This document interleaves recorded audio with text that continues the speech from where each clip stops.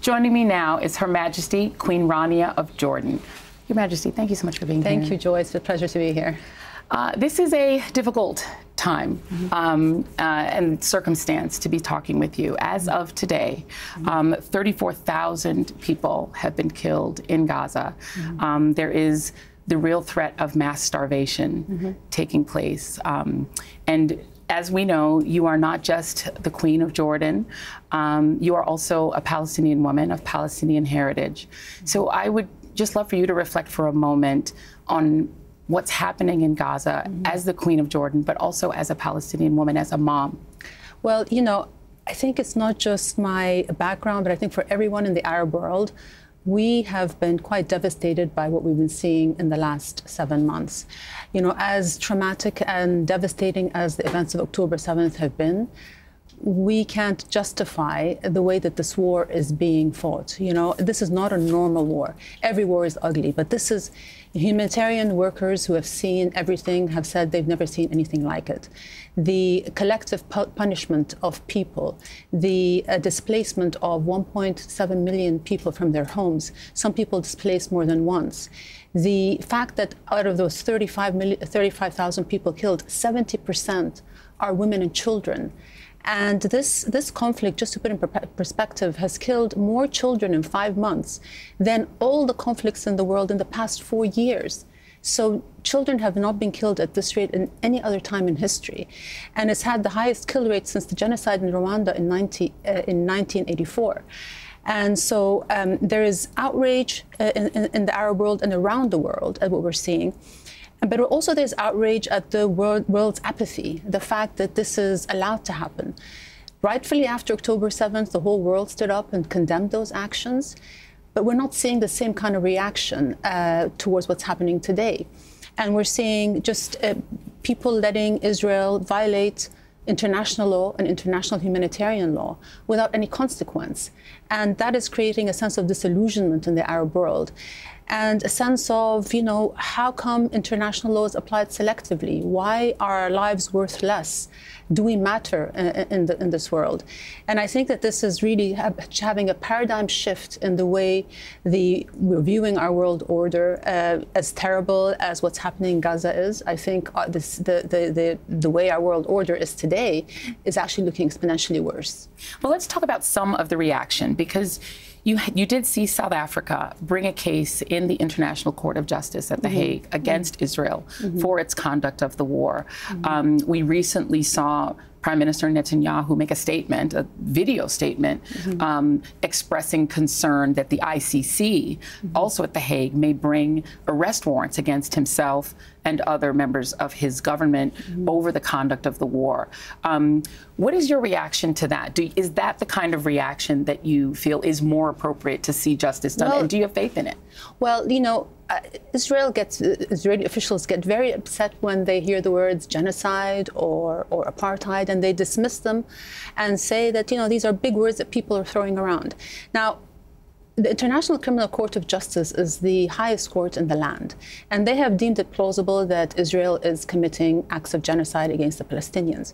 And they have since issued provisional orders asking them to prevent acts of genocide and to provide unhindered aid. Now, it might take years for them to come out with a final ruling, but we cannot wait. People are being killed today. History is being written today. And we're already very late, and the longer we wait, the larger the stain on our global consciousness. And the fact that, you know, we're talking about semantics, is it genocide, isn't it? The fact that we're even debating that should be sending shockwaves in our international community. Who wants to err on the side of a genocide? And those who are attacking the ICJ rulings are actually belittling and dismissing the safeguards that we have in our world to ensure that nations adhere to a certain standard of conduct. So yes, you know, I think it's important the ICC take action, that the ICJ take action, but we don't want symbolic gestures. At the end of the day, and we've seen a change of tone and language from the US towards Israel, trying to compel Israel to not go into Rafah, for example, or to allow more aid in. But at the end of the day, officials in Israel have shown a reluctance to heed any advice or warnings or counsel from allies. So what we need is measures on the ground, to actually say, illegal settlements should be stopped, to say that aid should go in, that we are not going to continue to provide offensive weapons that are killing thousands of innocent lives, the weapons that provide should be conditional. These actions are very important, and the fact that we're going to apply diplomatic pressure and stop using our veto to let Israel get away with things that other nations don't get away with. It's a very dangerous precedent when, and this is what people are very upset about. It's when international law is broken with no consequence, when UN resolutions are ignored or dismissed. What does it mean? What does it mean when international humanitarian law is applied selectively? Or when certain countries are punished for poor human rights records, whereas Israel, which is accused of possibly committing genocide, is rewarded with more arms? Where is the fairness here? And I think this is causing a lot of outrage. And I think we need to just really take a fresh look at the reality of the Palestinians and life under occupation for us to really try to find a reasonable and fair way forward. Do you believe that Prime Minister Benjamin Netanyahu is a war criminal? It doesn't matter what I believe. I think what matters is what international law says. So I'll leave it for the courts to judge. But what I can say, I'm no legal expert, but what I can say is that what's happening in Gaza today is, when you deprive people and you hinder the entrance of aid, when you adopt starvation as a weapon of war, that is collective punishment. That is a war crime. When you displace an entire population, that is a war crime. When you kill indiscriminately so many civilians, and the whole argument of human shields, that's ringing hollow. When you have a patch of land as small as Gaza, being one of the most densely populated places in the world, and you use an unprecedented number of massive bombs, those 2,000-pound bombs, or the unguided bombs, what is so-called dumb bombs, how can you not kill civilians?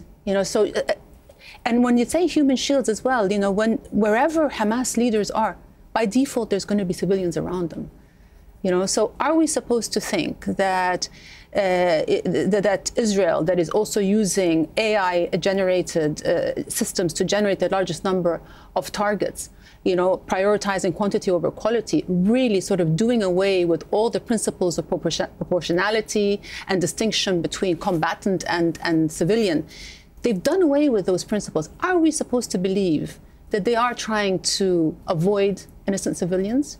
When 80% of the schools have been bombed, 80% of health centers, 60% of houses have been destroyed. Was there a Hamas operative under every ambulance, in every clinic, in every schoolyard? Are we supposed to believe that? It's very clear that Israel has no problem targeting civilians and that they assign very little value to Palestinian life. And the impulse in Israel, whenever there's violence against it, is to punish all of the Palestinians for the acts of a few. So that is collective punishment, and that is a war crime. We've seen a reaction to what we're seeing on the ground in Gaza around the world. We've seen protests around the world. We've seen them in the United States on college campuses. There are images in Gaza of children holding up signs thanking students at Columbia University and other universities for their support. But we've also seen a massive crackdown on those protests in the United States. What do you make of those protests? And do you think that they will change anything? Well, look, we can all agree that law and order are extremely important. Nobody wants chaos. And anti-Semitism is a real thing, and it is on the rise. And no student should feel unsafe on their campus. But I think passions are running so high on all sides that we're losing sight of what these students are actually protesting.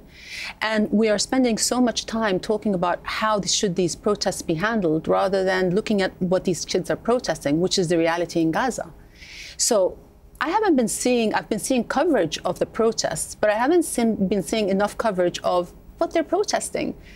We need to face the realities on the ground of what's happening in Gaza itself. Now, at the same time, dismissing these students as, you know, oh, they don't know what they're talking about, or they need an education, or, you know, they're just protesting for the sake of it. I think this collective dismissal is not only patronizing, I think it's quite insulting for some of these students who know exactly why they're out there. And they've looked at these issues. There are always bad actors. There are always people who would want to crash the protests and try to hijack the message. But there are also a lot of people who really are standing for something. And for them, this issue has become about social justice. It's not just about Palestine. They are protesting a discrepancy between a world that they were told should be this way and the way it actually is. They are saying, you know, that, yes, we want you to divest from illegal occupation, but they're also suggesting that there's more to the story than we have been led to believe. That it's this whole narrative that we've been taught about Israel always being the victim and Palestinians, who are the occupied, always being the aggressor, is not entirely accurate. Now, a lot of people are invested in the story. And I think when somebody challenges something that you've been invested with for so long, your reaction is to want to challenge that, to defend what you believe in. But I think, you know, it pushes you out of your comfort zone, and out of your comfort zone is really where progress happens. I mean, you mentioned my Palestinian background.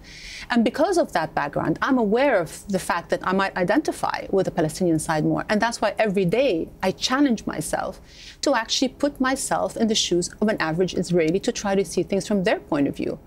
You know, and a relative of a hostage, or just an average person who's worried about the missiles flying onto them. I try to think of that. All I want is for people to just for once try to put themselves in the shoes of Palestinians.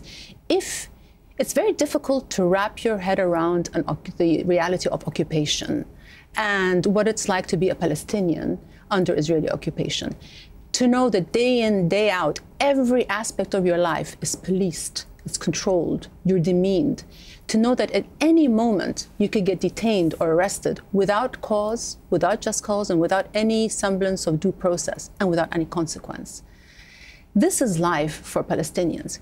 You know, life for Palestinians, you know, even just the daily commute of a Palestinian will tell you a lot. It's about checkpoints. It's about, you know, routine delays. They can't get from A to B without permits and without searches. And it's about nightly raids, military incursions, lands being confiscated, children being taken from their beds in the middle of the night.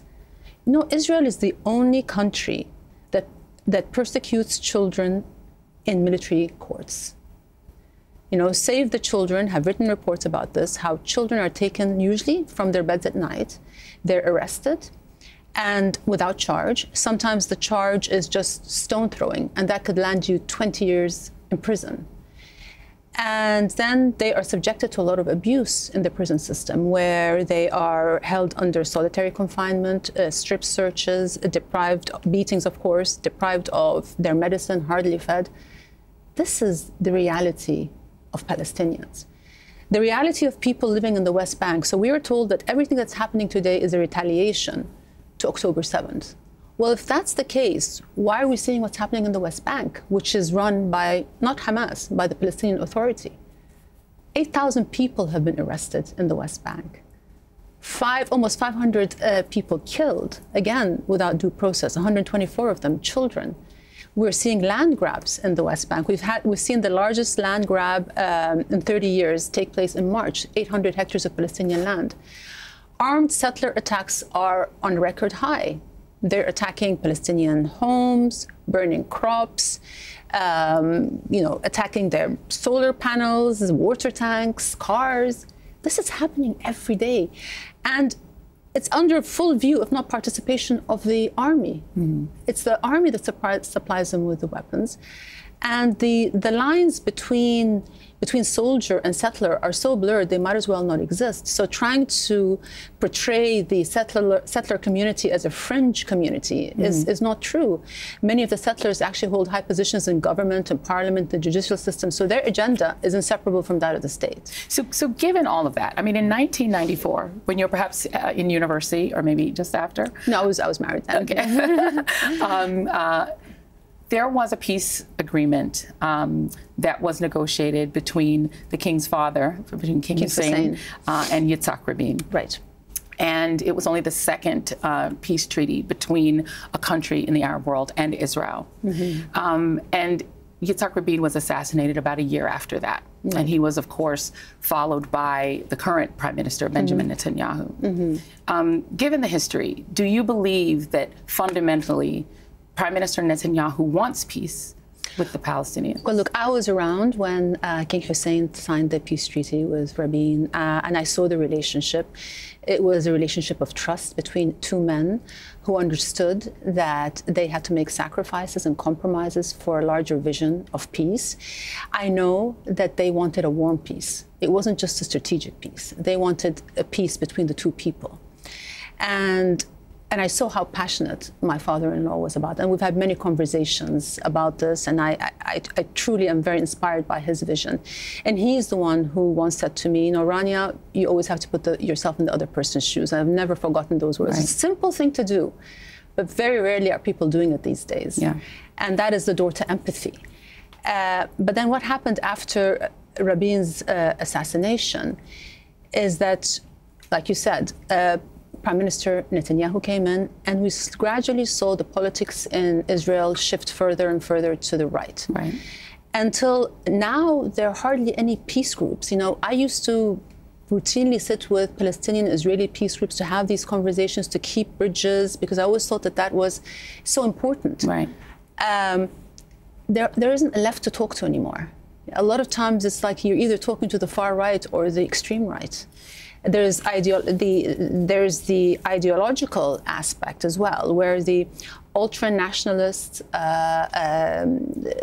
Jewish population, it's a deep belief that Palestine is theirs from the river to the sea. And then you have the politics, where Netanyahu obviously has his own political career to think about.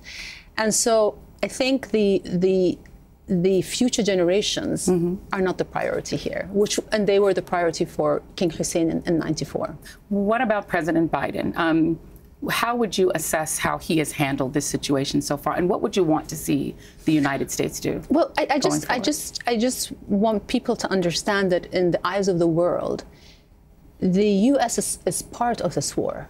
They feel that the U.S. is enabling this war, that Israeli officials themselves say that we couldn't wage this war without the support of the U.S. because you provide the arms and you provide all the assistance, and also you use your veto powers, etc. And so clearly the U.S. has a lot of leverage over Israel, and for many people this leverage hasn't been used as effectively as it could be, even though the unconditional support for Israel has for many surpassed any reasonable political calculus.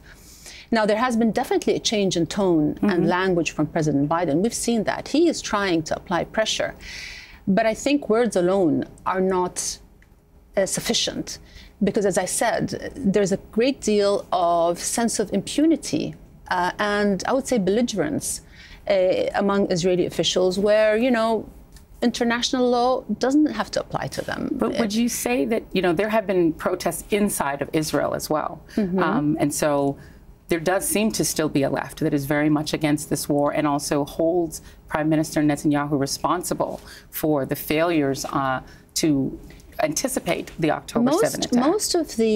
Most of the protests against the war are because they want to free the hostages, not because they're actually against the war. So I think for many, if you could free the hostages, then you can go and continue the war.